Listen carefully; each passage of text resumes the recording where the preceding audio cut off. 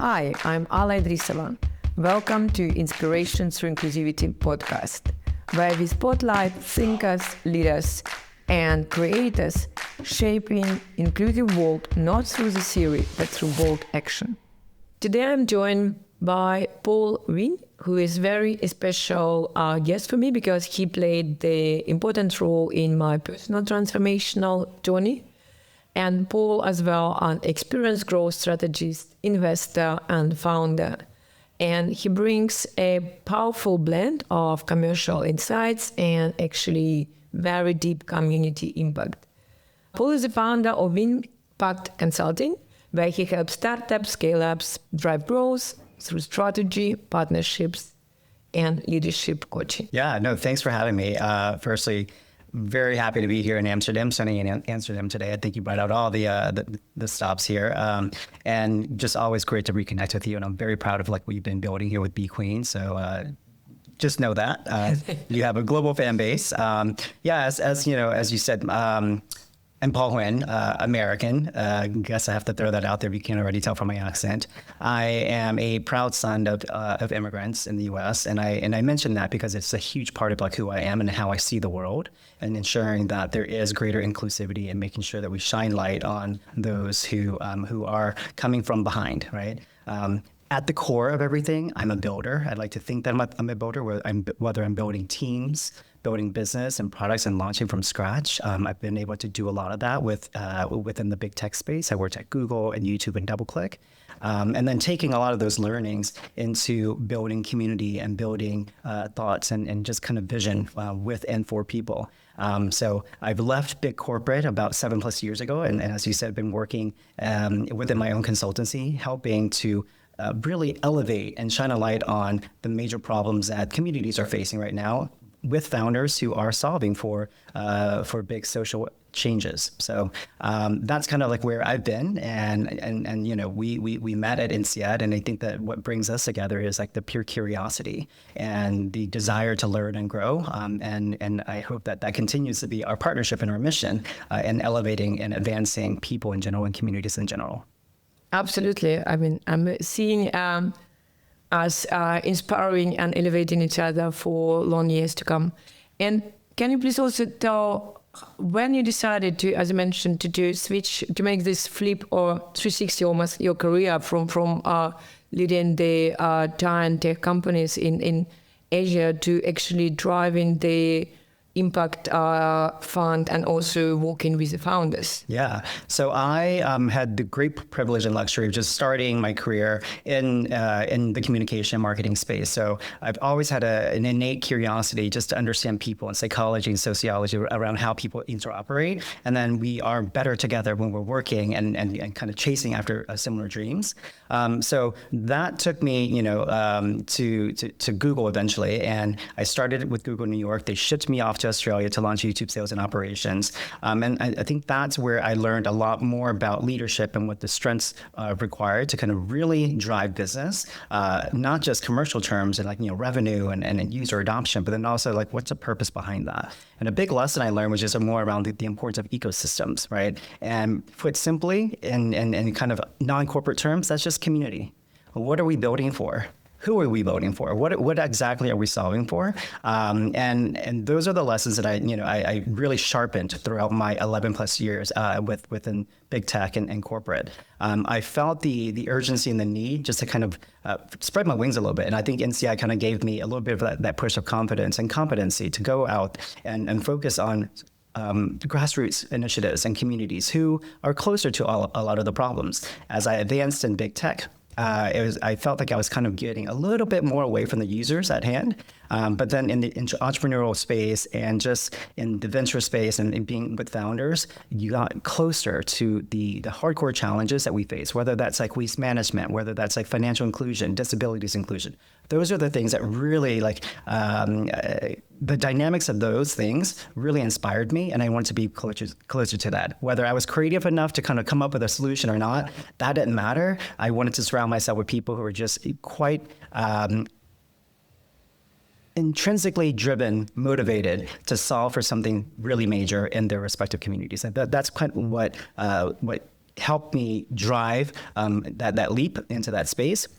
And I've been very fortunate and very lucky to work with founders across the globe, whether that's in Egypt, who are working on waste management and like creating economic viability for women, or in South America and Colombia, working to close a financial literacy and financial gap divide there, and all the way to helping minority found like BIPOC women launch organic and natural skincare lines, right? So it runs a gamut, but yeah, it's just how can you not be excited and motivated to kind of be in that environment, and that's what really drives a lot of my thinking and a lot of my desire to be a part of that today.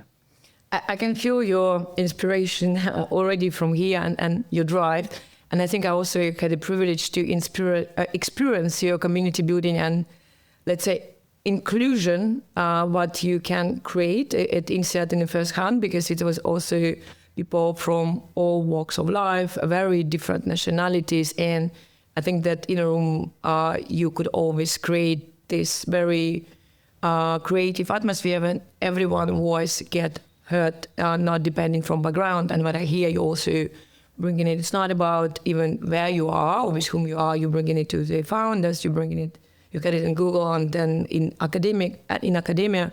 But maybe you can also explain how you look at what is diversity and inclusion for you. What is your driver, or how you maybe preach it, or how you make it so inclusive? Yeah, I think that you mentioned a bit of like the DEI component, and as an American, we're kind of seeing it co-opted by extremes and saying that that's a bad thing. I think that DEI is more of like a broad stroke kind of philosophy and a concept, right? A framework of how we operate. But for me, it started way before that, right? Like I will take you back to a time when I was like 5 years old. I was being placed and tested into kindergarten. Vietnamese was my first language. I didn't speak a lick of English, right? So I was sitting in a room. I just remember them asking, "Hey, what is this?" and held up a fork. And I responded in Vietnamese because like I knew no other way to respond. So with that, it was like I felt seen in that moment, but I didn't realize who was seeing me. They saw me and they placed me in a purely Vietnamese, ESL, English as a second language class, but I didn't know any better. I didn't know any different, right? But as I kind of continued to go and I got more exposure and understood how I was seen, right? And when I was heard, and then did I bring value to the conversation and whatnot? I think that really set the foundation of like how I saw the world after, right? So someone like me who was not just going to be a meek, shy little Asian guy sitting in the corner not speaking up. I was always like, hey, me, right? As you can probably imagine, a precocious child, right? But I also acknowledge that not many people were like that. So my friends who were taught to be quiet and just like do good at math and science and so forth, and one day become a doctor, their opinions were not being heard, but I knew that they were smart. I knew that they had something to contribute, right? So all that's to say that, for me, the structure and the way that I think about people is am I seeing you, right? And what seeing means is just like, are we recognizing the lived experiences? Are we recognizing identity? Whatever we want to, whether that was like a small little boy versus like a big girl, whatever it is, right? That's an identity. It doesn't necessarily have to be just based in race or gender or the things that we can visibly see. And the hearing component is like, are we creating safe spaces for voice and contribution? That's not just like listening, right? Like we're not just sitting here listening just and waiting our turn to speak, but more so are we creating an environment where like, hey, does your opinion, can your opinion be added and is it added to the conversation? And even if it's not, making sure that you feel that there is a safe space for you to contribute in your own way, right? And then lastly, when we think about the value, it's more about demonstrating that value. Like, are we, rewarding effort, not just achievement and outcome, but are rewarding the efforts? Because for me, learning English was the hard part, right? Compared to someone who naturally spoke English, they didn't have to work as hard to reading a book or whatnot, right? But why would my effort in terms of learning a second language and having that acknowledgement not be understood, right? So when it came down to it, it's like, seeing people, hearing people, and valuing people. And I think that if we brought all the concepts of inclusion, diversity, and belonging, and so forth, back to just human nature, right? Everyone has a sense or desire to feel seen and to be heard and to have value and be valued. I think that that's where we can come together really as human beings to drive towards great progress and accelerate a lot of the developments and problem solving for many of the things that we're encountering today, right? So I'm not sure if that was like a... Yes, I think that it's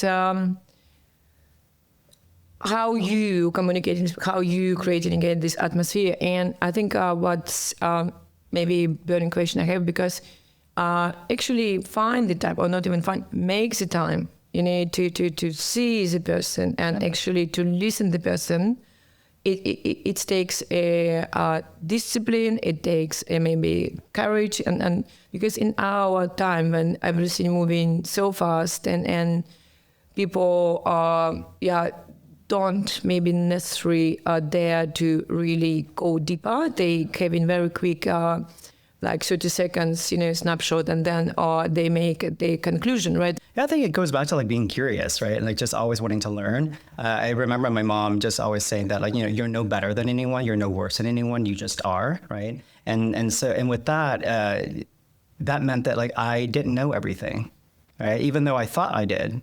But but you don't know everything, and we don't know everything. That's why we need to lean on our neighbors, lean on our classmates, lean on our fellow colleagues to be able to share what their perspectives are, so that we can like drive innovation, right? Because again, if we just go into a room by ourselves thinking that we know everything, we're going to go and solve the climate crisis, and we don't live in certain parts of the world, how are you going to understand how to build for them? Right. So it needs to be kind of again rooted in everything. And your point in terms of like the rush for solutions and just kind of like drive. Like we only take 30 seconds to kind of believe in something. I see that a lot with founders. They're like, oh well, my mission is this. I'm just going to go and build.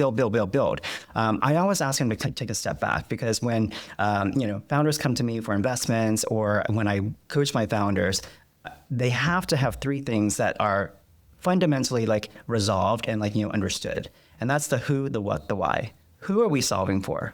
Whose problems are they, right? Like, and do we have a clear understanding of who that is, right? And then it's not just who are we solving for, but who are we not solving for, right? And does that make sense, right? So we have to map out that entire ecosystem and landscape. The other component is like, what is it what's the real problem? What are we trying to build? What are we trying to solve for, right? Without that clarity, you're going to move into like 10,000 different directions before you get to your end goal. And we don't have the time and resources for that, right? So how can we prioritize and really hone in on a focus? And then lastly, like why? Why is now the time? Why is there urgency now? Why are we the right teams? And why is it important to us? Like that goes back to the purpose. So when you have those three things, that's kind of like the core pillars. Then you can start to bring people in to develop the how. How do we get there? How are we going to build out this ecosystem and this structure and like this partnership to do that?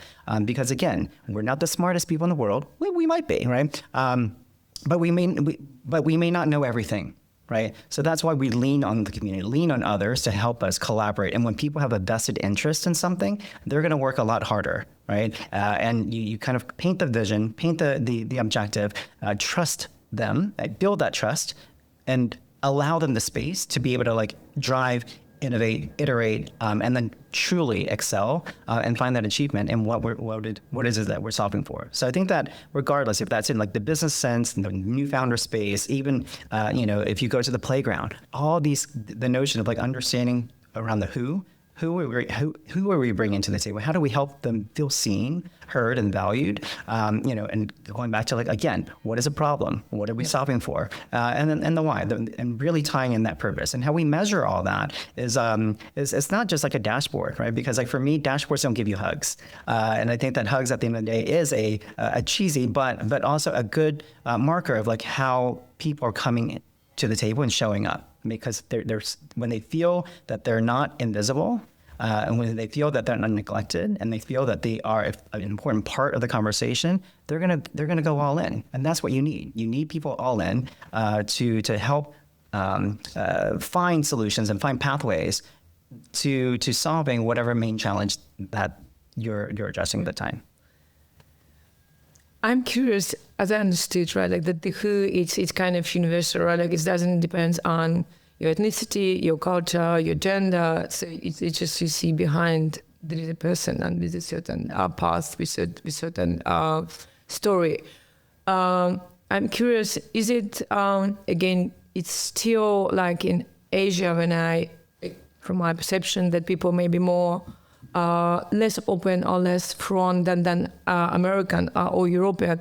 So by looking at this who, do you still have this different maybe lens which you still also putting through to see this true who and also understand that this very thin characteristics of the culture? Yeah, I think that's a great and important point to call out, right? But regardless, I think we as human beings share a fundamental desire to be seen, right? For the most part, I think, right? I don't think anyone just wants to like hide in the basement their entire lives, right? But yeah, I mean, I think the approach, maybe some of the tactics might be a bit different. So I remember working in Asia Pacific, my Japanese colleagues, they're culturally just more inclined to observe and to take note, but never to kind of like be the nail that sticks out. So they're not going to be the ones who's going to openly raise their hand and share immediately. Yeah. So I think that you have to carve out that permission and be like, okay, well, hey, Alla, I'd love to hear your take on this, or maybe what questions can we take away from this, or maybe a perspective or a learning, right? So you're kind of you're drawing out the conversation and you're giving them permission to do so, right? Whereas like in the U.S., you probably won't need to say that. But again, there might be profiles and cultural differences, just like extroversion and introversion, right? There might be more of like, okay, men to women, or there might be like newness to the work environment. Like you might be a brand new graduate from undergrad coming in for your first job. You don't know when to speak. You don't know when not to speak. Or maybe you know when to speak too much of, right? So these are the things that you kind of take notice of. And it's not just kind of understanding differences and calling out the differences, because like we want to be able to celebrate those differences and not enforce or just kind of nourish groupthink as well, yep. Right? So I think it's just more about ensuring that voices can be shared, and that contributions are open and welcome. All right. What resonates to me now, it's what you mentioned that in an introvert, extrovert, or also how we communicate, like message. Some of us more technical, some of us like using more storytelling. Like we have also different style, but in corporate settings, I think that when it comes down to it, again, I just take it back to just human needs of needing to connect. Right. And just having a dialogue and understanding and like opening the lines of trust. And I think that that's where the core of it comes in. So it could be the most asinine conversation, but if it comes from an authentic place, I think that we can get somewhere, right? So just remembering, early days of pandemic when the world was kind of shutting down, that's where I became an accidental founder with Community Care Card, right? My mom frantically called me and she's like, I don't know what we're going to do. Like, is the business going to close for a week, 2 weeks, a month? 2 months. I had no idea, right? And this is me being a fluent English speaker and being like tapped into the political landscape and so forth. My mom is an immigrant woman who she knows how to run like beauty salons and manicure salons extremely well. That's how she raised like 3 kids on her own, right? But when it came down to the regulatory components of this and like the uncertainty, she didn't know how to act and respond. So I just kind of put out a back call. I was like, look, the businesses are closing down. Businesses like my mom's, right? Small, medium-sized businesses, I'm pretty sure it's not going to be the only one. Is there any way that we can build something that helps them at least upfront get some cash flow so they can pay rent and like utilities without having fear of business bankruptcy and closures? And what happened was like, again, that wasn't me thinking I'm going to drive influence. That wasn't me thinking that I was going to build something, right? I thought it was going to be a Google Forms, tying it to a Venmo or Zelle account, and we will be done with it. But because people connected with that, right? They wanted to kind of add value. They felt seen and heard. They also felt the resonance and connection to their community leaders and business leaders in that regard. All of a sudden, we hopped on a Google Meets call, right? A Google Hangout at the time, with like 20, 30 plus people wanting to help, right? trying to understand what is it that we need to be building. So it's more around bringing in the authenticity and kind of the organic challenges and viewpoints of the customers at the time, which were people like my mom. And from that, we were able to find software engineers, front and back end. We were able to bring on a designer, Huynh. She is the creator of the Twitter fail whale, like emoji, right? Able to bring in people from all walks of life. And it didn't start from a place of like, hey, I want to influence, or hey, this is like my effective communication. It was more of like, there's a problem here, guys. I don't know how to quite solve it. I think I have an idea, but I'm looking for other people to kind of join in on this journey. Next thing you know, we had a team of like 15 volunteers from around the world. We had people in Brazil, we had people in Europe, we had people in Silicon Valley. Came together and we launched this platform in less than 5 weeks, right? Bootstrapped it. And it's really staying true and close to the users and people like my mom, and luckily, or maybe sort of luckily and strategically, we're able to launch a platform that not only helped drive revenue or recurring revenue for the community, but also gave people a purpose. Let's say like you love your coffee shop from down the street. You don't want to see that coffee shop close down. So you're going to buy a gift card in advance so that you can support them, right? So it brought the community together and it gave us a sense of purpose, and during a time where we felt that, uncertain. We didn't know where it was going to last, and we didn't know where it was going to go, right? And so I think that going back to is just like authentic, meaningful conversation is always going to trump anything that's going to be like polished and more formal and structured. If that, I think that's what you're kind of getting. Yeah, it's making a lot of sense. And while listening to you, I also thought that actually you now gave an example of your mother business and how you've been inspired and how you created this platform to support smaller businesses, right? And people were united because they wanted to create an impact. But I see now as well that a lot of bigger companies or corporates, they also start embodying in their annual reporting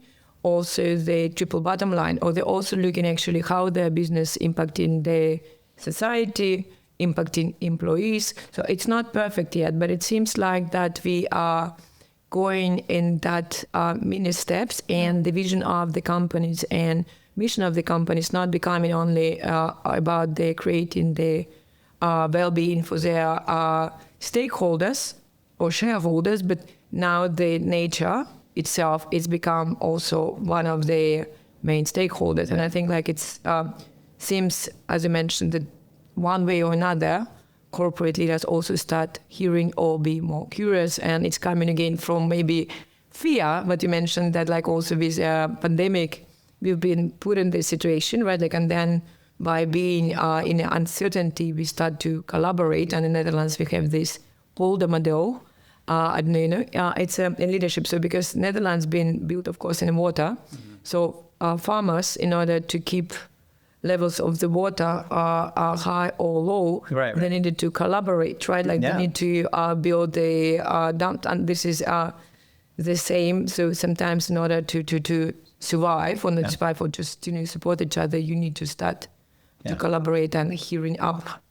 That's exactly right. I think that's the core of like everything that we need to stand for, right? So we need to see more corporate ventures and just like companies do that, because it's not just about bringing in profitability and like supporting the bottom line and like shareholder stake value, value and so forth. It's when you think about how you move forward, you have to understand all the players within that ecosystem. Right? If it's only one or two players in the ecosystem that's just going to keep on continuing to take, every other player in that ecosystem weakens over time. Therefore, you don't have a strong foundation to continue to grow. But if everyone's kind of growing at the same time, right? So, then we have a more thriving ecosystem as a whole. And I think, again, like I said, whether that's a community component, whether that's like my learnings from like building YouTube and Google and so forth.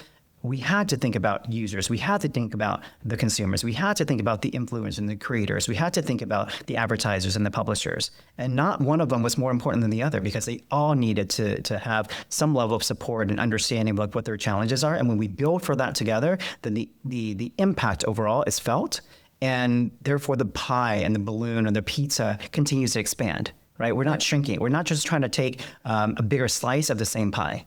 And then I think that's the important thing of like, ensuring that, and I think that's smart business, It's not just to think about the profit component. What's the purpose behind that? Like, you didn't set out just to kind of like dominate with like power and money. You set out to solve for somebody's needs, and that's why users and customers continue to come support your businesses. And once you kind of show them a lack of care and a lack of neglect, or just total neglect in general, they have other options. They might go and innovate, and they might go and do something on their own, right? And that's not to say that we don't welcome that. But don't push people away because of your greed and because of like your selfishness, and not thinking about how everyone should be elevated and uplifted in that same process. And and you mentioned now smart, and for me smart is like somehow like I make this parallel. It's like to KPIs, to measure. I think we start integrating it, and it's a journey to understand. Yeah, we can expand upon that, because again, it's like the easiest metrics to look at would be things that we can measure, right? Yeah. So whether that's like revenue or profitability or just like gender and so forth. But I think that the qualitative components of like, okay, well, who's being left out of the conversation right now? Who's been promoted? Who's been provided opportunities to explore different aspects of like their professional growth or their personal growth, right? When we think about that in totality, that's the component that drives for the purpose, and can, I feel, only enhances and accelerates profitability as well, right? And so because we don't want to get deeper into like those type of metrics, because again, it's a little bit more qualitative, and it takes a little bit more time. But we have time. If we really want to be smart about how we optimize our time and our resources, understand the performance across the board today, right? Not just from a top level contribution, but like deeper down. Today, you might feel motivated, but if you're not feeling motivated in a week's time or 2 weeks' time, I'm losing out on that productivity. Yeah. And so are you. And you're not growing. You're not like developing the way that you want. And you might even leave. So if you left the company, what does that mean, right? Your team is let down. The business as a whole, you're let down, right? And that's a failure on just the system in general. You go to another company, you might add a lot of value there, but we're not kind of continue to leverage what our current strengths are to continue to build and grow in that regard. So for me, if I'm this leader and I want to be, I'm inspired now by listening our conversation or having our conversation. So I'm back to my company where I can start. How to where my journey or becoming the new person. I think, I tell a lot of my founders this, is like when they come to me, hey, this is what I want to do, right? They start to paint a North Star. That's great. You want to change the world in this like one dimension or whatnot, right? But at the end of the day, it's going to be people who take you there, people who build for you, people who build with you, people who you're trying to solve for, people who are going to pay you money for things, right? So who? Goes back to the people, right? So the user base, your customers, your partners, who are you bringing into the conversation? One, who are you leaving out of the conversation? Because like without understanding the large swath of like your constituency and your core, you're gonna lose sight of like what it is that you're building over time, right? And so I always encourage everyone who is looking to do something is like, okay, who is it that we're solving for? Who's facing these challenges, right? Who am I incorporating into conversation? Who am I excluding from conversation? Who can I kind of bring in, and who do I want to partner with? Right. So very simple question, but a lot of times people think more about the what they're going to do and then the solution, and then they kind of find the problem after that. So the simple framework of like who, what, why, right? That gives you the purpose. That gives you like why is now the urgency and why is now the time to do that? And the what gives you the prioritization and focus on like what is it that you're trying to build and what is it that you're trying to solve for, right? And so from a business framework, that's what I would encourage people to kind of think and to kind of hash out and like and really develop. And when it comes back to it, when you start to build, ensuring that all the great, beautiful structures and philosophies of DEI, great, fantastic. But I think to humanize a little bit more is like as a human being, you want to feel seen, you want to feel heard, and you want to feel valued. And so we take a split second to kind of incorporate that into, am I seeing you for what you bring to the table? Am I seeing all of you, right? Am I providing that safe space and psychological safety for you to speak up, contribute, and voice your concerns? And then lastly, am I valuing you? Am I demonstrating that value through rewards, through incentives, through opportunities, right? And so we have those two kind of structures. I feel like with the right people on board, you're kind of like in for the win. Yes, definitely. I think your model working fantastically because I experienced again it on the first hand. In any conversation and if we have any discussion in the room, I know that everybody feel inclusive. And thank you so much, Paul, for sharing with us. Thanks so much for having me. It was so much fun always, and always great to spend time with you. And I hope that you continue a wonderful run and journey in terms of like driving and uplifting people around you. So I think it's a beautiful initiative. So thanks for including me in this. Great that you stay with us till the end. If you enjoyed our conversations, please subscribe. And I hope that you had enough inspirations and learnings to reflect over the weekend.